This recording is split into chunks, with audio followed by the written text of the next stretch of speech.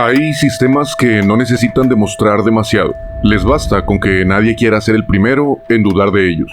El mecanismo es viejo. Alguien con autoridad asegura que ahí hay algo valioso, algo preciso, algo confiable. Y de pronto, lo importante deja de ser si eso es verdad. Lo importante pasa a ser otra cosa. No parecer torpe, no quedar como inútil, no enfrentarte al criterio de quienes son los que mandan. Así empiezan algunas de las peores ficciones, no con una gran mentira dicha a gritos, sino con una cadena de personas razonables prefiriendo callar antes que contradecir al sistema que tienen enfrente. Este expediente trata de eso, de lo que ocurre cuando lo evidente no se nombra, cuando nadie quiere ser el primero en señalarlo, y cuando una institución decide confiar más en un mecanismo que en las personas. Has llegado a Expedientes, una sección de Archivo 42. Expediente 16. El sistema. Desde una voz sin rostro, para una mente sin tiempo. Esto es Archivo 42.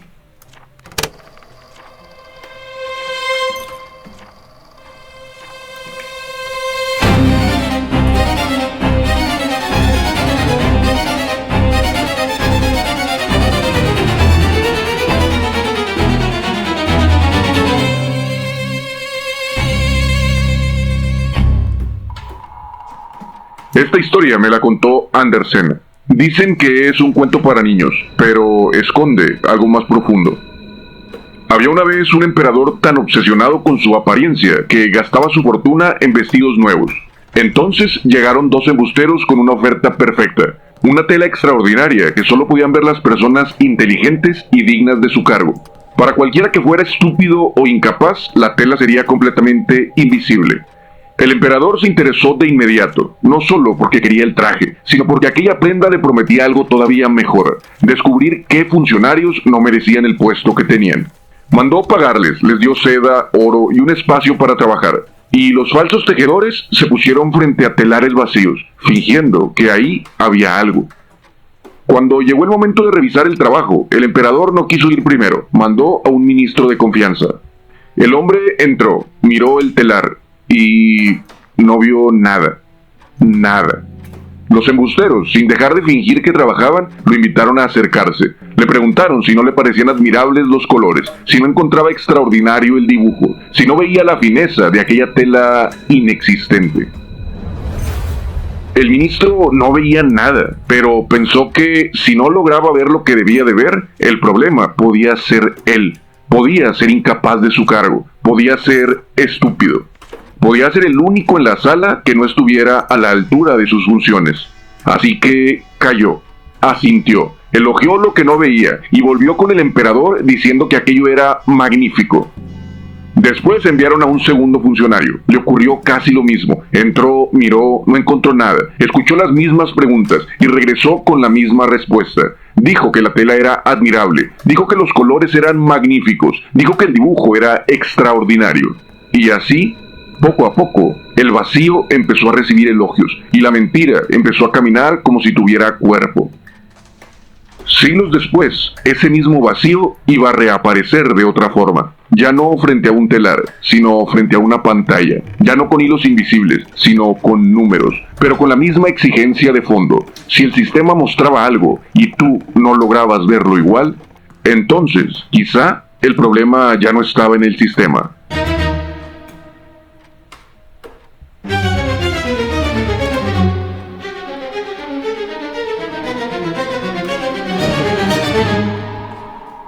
Esa pantalla existió en la vida real. No estaba en un palacio, estaba en una red del Post Office británico. Y aquí conviene dejar algo claro desde el principio. El Post Office no era exactamente la empresa que recogía y repartía las cartas, porque eso era más bien el Royal Mail. El Post Office era otra cosa, una red nacional de sucursales donde la gente podía enviar correspondencia, hacer pagos, depósitos, retiros y otros trámites medianamente cotidianos.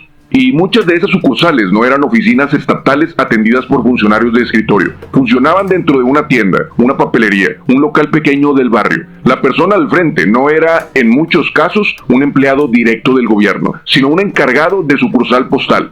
Allá le llamaban subpostmaster. Alguien que operaba esa sucursal bajo un contrato, usando su propio local y muchas veces a su propio personal. Era, en términos prácticos, como sumar a tu negocio una mini sucursal de una red nacional y quedar responsable de lo que ocurriera dentro de ella. Sobre esa red cayó Horizon. Horizon era el sistema informático que el Post Office empezó a desplegar a finales de los 90 para registrar lo que pasaba en esas sucursales. Pagos, cobros, movimientos de efectivo, venta de servicios y los cortes con los que debía de cerrar la jornada. No era un apoyo menor ni una pantalla secundaria, era el sistema central con el que la empresa veía, revisaba y daba por buenas las cuentas de miles de sucursales. Entonces, si Horizon marcaba una diferencia, esa diferencia no entraba como una observación cualquiera, entraba como un registro, como dato, como una versión formal y oficial de lo ocurrido. Entonces, como podrás imaginarte, empezó a torcerse todo, porque cuando aparecía un faltante, el problema no se quedaba en la máquina, bajaba directo a la sucursal, y como la sucursal tenía una persona responsable al frente, el faltante empezaba a pegarle a alguien con nombre, con firma y con una obligación de responder. El encargado podía decir que ese dinero no se había perdido así, que esa operación no había pasado de esa manera, que lo que veía en pantalla no coincidía con lo que había hecho durante el día. Pero del otro lado, ya existía un registro central diciendo otra cosa. Ahí cambiaba la discusión. Ya no se trataba solo de revisar cuentas, se trataba de decidir qué valía más, la experiencia de quien abrió, operó y cerró esa sucursal, o el sistema que concentraba miles de movimientos y los devolvía convertidos en un dato oficial. En una red tan grande, Horizon empezó a ocupar ese lugar de confianza, no como una herramienta que ayudara a revisar, sino como una referencia a la que se le concedía la razón de entrada. Bastaba un faltante, un descuadre, una cifra que el encargado no reconocía como suya, y desde ese momento, la carga ya no caía primero sobre el sistema, sino sobre la persona. No era Horizon quien tenía que demostrar que estaba bien, era el encargado el que tenía que explicar por qué se estaba atreviendo a poner en duda un sistema que la institución ya trataba como confiable. Ahí fue donde el cuento del traje del emperador volvió a asomarse. Pero en este caso ya no hablamos de un telar vacío. Hablamos de una pantalla que devolvía números, saldos y diferencias con apariencia de certeza. Y cuando una institución aprende a confiar así en un mecanismo, el siguiente paso ya no es corregir el error. El siguiente paso empieza a sospechar de quien lo señala.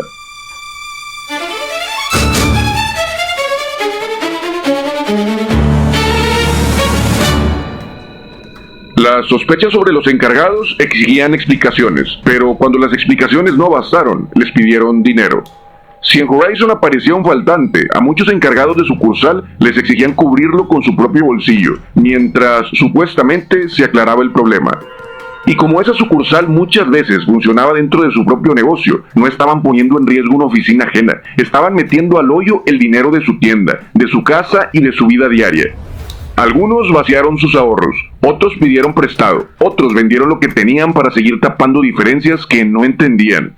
En los testimonios aparecen personas que pusieron 15,000, 25,000 o hasta 30,000 libras de su bolsillo.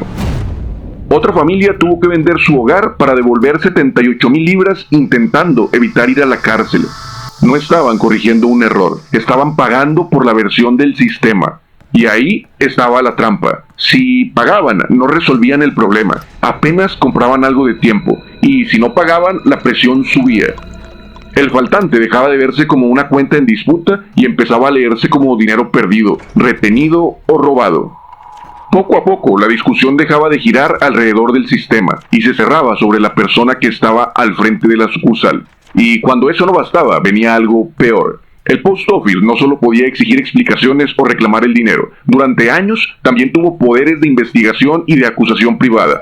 Private prosecution, es decir, una acusación presentada por la propia institución, sin depender primero del Ministerio Público o de una Fiscalía Pública. Y vaya que los usó. Entre 1999 y 2015 procesó a más de 700 encargados de sucursal, por delitos como robo, fraude y falsedad contable. Eso significa que la misma institución que confiaba en Horizon podía investigar, construir el caso y llevar a juicio a la persona que decía que el sistema estaba fallando. Ya no era solo una amenaza abstracta, era una ruta directa hacia el banquillo de los acusados. En ese punto, la decisión ya no era limpia, no era verdad contra mentira, era otra cosa. Pagar y seguir sangrando, o negarte y exponerte a una acusación más grande y a difamaciones. A muchos les pusieron varios cargos al mismo tiempo, robo y falsedad contable, por ejemplo, y frente a esa presión, varios terminaron declarándose culpables de falsedad contable, el cargo de menor categoría, porque sus propios abogados les decían que esa podía ser la única forma de reducir el riesgo de cárcel inmediata. No elegían entre la inocencia y la culpa, elegían la forma menos devastadora de hundirse por completo. En el cuento la amenaza era clara: si no veías la tela, eras estúpido o indigno del cargo. Aquí la amenaza cambió de lenguaje, pero no de forma. El sistema te señalaba, contradecirlo no te servía de nada, y la salida parecía dividirse entre perder tus bienes o tu libertad. Y cuando una institución consigue llevarte hasta ahí, el problema ya no termina en el faltante, apenas está empezando. Porque después del dinero vino la condena, y después de la condena vino todo lo demás.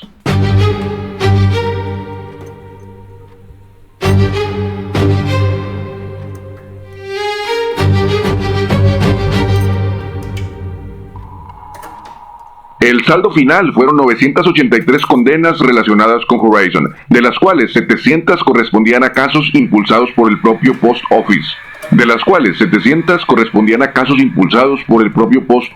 Y 283 a procesos iniciados por otras autoridades con evidencia del Post Office. No hablamos de molestias administrativas, hablamos de gente procesada, condenada, encarcelada y arruinada. Perdieron sus casas, sus negocios, su credibilidad, porque los trámites que realizaban eran para gente de su comunidad, incluso para sus vecinos. Entonces, lógicamente, al ser acusados de ladrones y condenados por eso, perdían el respaldo de sus vecinos, de sus amigos, de sus familiares, de todo el mundo. Como resultado de todo esto, la investigación pública documentó además al menos 13 suicidios vinculados al escándalo. 59 personas que contemplaron quitarse la vida, 10 que lo intentaron activamente y por alguna razón no lo lograron. Y decenas que cayeron en abuso de alcohol y otras sustancias después de lo vivido con el Post Office y Horizon. No fue un escándalo administrativo, fue una máquina de ruina y destrucción. Pero ese daño, como te comentaba, no se quedó en los expedientes, se metió a las casas. A una familia, el Post Office siguió exigiéndole 25,000 libras mientras el esposo seguía en prisión. La esposa intentó salvar su casa y haciéndolo perdió su negocio, es decir, su fuente de ingresos. En otro caso, una encargada de sucursal fue condenada por supuesto faltante de alrededor de 74,000 libras. Recibió 18 meses de cárcel y su hija de 10 años tuvo que irse a vivir con una persona ajena. En el mismo informe se reporta depresión persistente en más del 60% de los involucrados y casi un 70% con trastorno de estrés postraumático. 65% reportó que su familia se destruyó, hubo divorcios y años enteros de vida convertidos en secuelas. A muchos no solo les quitaron su presente, también les fracturaron todo lo que venía después. Y todavía faltaba la humillación pública. Gran parte de esas personas perdió su negocio al perder su credibilidad. Muchos fueron rechazados por vecinos y clientes, señalados públicamente como ladrones. No solo les quitaron dinero o libertad, también les arrebataron el nombre con el que vivían frente a su comunidad, además de su sustento, de su forma de ganarse la vida. Y aquí está la parte donde este expediente no puede quedarse en el fallo de una máquina, porque así suena como algo menor, y no lo fue. Horizon no solo daba números incómodos, producía en ocasiones datos falsos que alteraban las cuentas de las sucursales. Las quejas empezaron casi desde que el sistema fue desplegado y siguieron durante años. Entre 2019 y 2021, los tribunales dejaron por escrito algo mucho más serio que un tropiezo técnico: que había un riesgo significativo y material de que faltantes aparentes fueran causados por bugs, es decir, por fallas en el programa, diversos errores y defectos del sistema. Además, informó que el Post Office no reveló la situación real sobre la confiabilidad de Horizon, que investigó mal y que incluso existía acceso remoto, capaz de alterar cuentas sin que el encargado de la sucursal lo supiera, haciendo parecer que esos cambios habían salido de la propia sucursal o del propio encargado. Y mientras todo esto estaba ocurriendo, el Post Office siguió negando que Horizon pudiera fabricar esos faltantes o tener cualquier clase de error. Finalmente, el quiebre no llegó porque la institución quisiera verlo evidente, llegó porque hubo gente que se negó a desaparecer dentro de la mentira. En 2009 se organizó la Justice for Postmasters Alliance, la Alianza de Afectados, Después, 555 afectados entraron al litigio colectivo. En 2019, la justicia británica empezó a desarmar y desmentir la versión oficial del Post Office. En 2021, la Corte de Apelación anuló 39 condenas y en 2024 el Parlamento tuvo que aprobar una ley especial para anular condenas en bloque y acelerar exoneraciones que el sistema ordinario no estaba resolviendo a la velocidad necesaria. La presión pública se disparó todavía más tras el estreno de la serie Mr. Bates vs. The Post Office, emitida en enero de 2024. Las peticiones se llenaron de firmas casi de inmediato y el escándalo se volvió una crisis política imposible de seguir administrando en silencio. Para marzo de 2026, un comité parlamentario ya hablaba de 611 condenas anuladas por la vía de esa ley y de más de 1.440 millones de libras pagadas a más de 11.300 reclamantes. Incluso en este momento, este expediente sigue abierto. No todos los casos han sido resueltos. Pero para entonces que se está haciendo justicia, cientos ya han muerto sin ver una justicia completa. Y eso cambia la escala de lo que estamos viendo, porque aquí no se sostuvo solo una versión equivocada de los hechos, se sostuvo durante años una estructura capaz de arruinar negocios, romper familias, mandar inocentes a prisión y seguir defendiendo el mecanismo que había producido tal mentira. Porque incluso después de todo eso, todavía había faltado lo más difícil. No era que alguien alzara la voz, eso ya había pasado durante años. Faltaba que por fin, después de más de una década, les creyeran. Porque en esta historia sí hubo voces, lo que tardó demasiado fue otra cosa, que la verdad pesara más que el sistema que la estaba aplastando.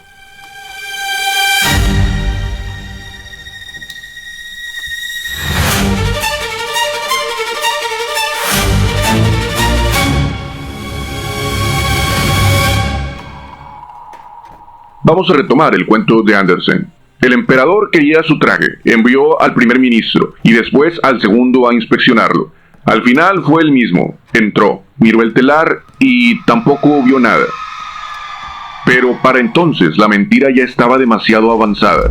Sus funcionarios la habían elogiado, los embusteros la habían descrito con precisión.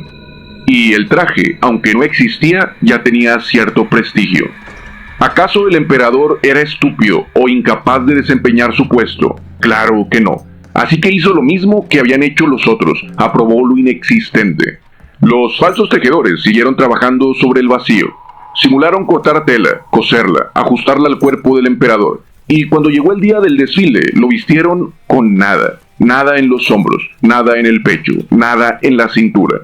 Pero siguieron repitiendo lo mismo, que el dibujo era admirable, que los colores eran magníficos, que el traje era digno de verse. Y entonces el emperador salió frente a su pueblo vestido con una mentira que ya no necesitaba tela para sostenerse. Le bastaba con la vergüenza de quien no quería parecer estúpido o indigno. Le bastaba con que cada persona, al mirar, prefiriera desconfiar de sus ojos antes que señalar lo evidente. Hasta que hubo alguien que alzó la voz. No era un sabio, no era un ministro. Fue un niño. Dijo que el emperador no llevaba nada. Y en el cuento, eso fue lo que abrió la grieta. Primero lo repitió su padre. Luego empieza a correr la voz entre la gente. Y al final, el pueblo entero lo dice. Pero ni siquiera eso detuvo del todo la escena. El emperador alcanzó a sentir que tenían razón. Pero aún así, siguió adelante, mientras sus ayudantes continuaban sosteniendo una cola que no existía. En la historia oscura del Post Office pasó algo similar. Aquí también hubo voces, hubo encargados de sucursal que dijeron que ese dinero no faltaba. Hubo familias que dijeron que las estaban destruyendo. Hubo periodistas, abogados, alianzas de afectados, juicios y sentencias. El problema no fue que nadie hablara. El problema fue que durante años la verdad pesó menos que el sistema que la quería oprimir. Esa es la unión real de las dos historias. En el cuento, la mentira se protege haciendo que quien la contradiga parezca un estúpido. Aquí, la mentira se protegió haciendo que quien la contradijera pareciera un ladrón. En el cuento, el precio era la vergüenza. Aquí, el precio fue su negocio, su casa, su familia, su reputación, su libertad y para algunos, su vida. Por eso, este expediente no trata solo de un software defectuoso ni de una institución negligente. Trata de algo más incómodo, de la facilidad con la que un sistema puede enseñarle a una comunidad entera a desconfiar primero de las personas y después, muy después, del mecanismo que las está destruyendo. Y aquí es donde la historia deja de ser británica, legal o lejana, porque todos vivimos rodeados de mecanismos que llegan con apariencia de certeza, sistemas, cifras, pantallas, versiones oficiales, procesos que se presentan como demasiado serios para poder estar mal. Y casi siempre el primer castigo no cae sobre el error, cae sobre la persona que se atreve a señalarlo. Tal vez por eso el gesto más difícil no sea tener razón, tal vez sea sostener la verdad cuando el sistema ya decidió que estás equivocado. Tal vez sea seguir diciendo, aquí no hay tela, o aquí no falta ese dinero, aquí algo no cuadra, aun cuando hacerlo te vuelva sospechoso, incómodo o prescindible. Porque hay mentiras que no sobreviven por ser brillantes, sobreviven porque decir la verdad sale demasiado caro. Ahora dime, ¿qué tela invisible has fingido ver solo para no parecer estúpido? Hay historias que nacen para dar respuestas y otras que solo nos ayudan a no cargar a solas con el peso de las preguntas. Si llegaste hasta aquí, ya hiciste lo más difícil, escuchar sin apartar la mirada. El último gesto es simple, compártelo. Somos Archivo 42, donde a veces lo más difícil no es ver el vacío, sino atreverse a nombrarlo. No lo dije todo, no me creas nada. Nos escuchamos en el próximo archivo.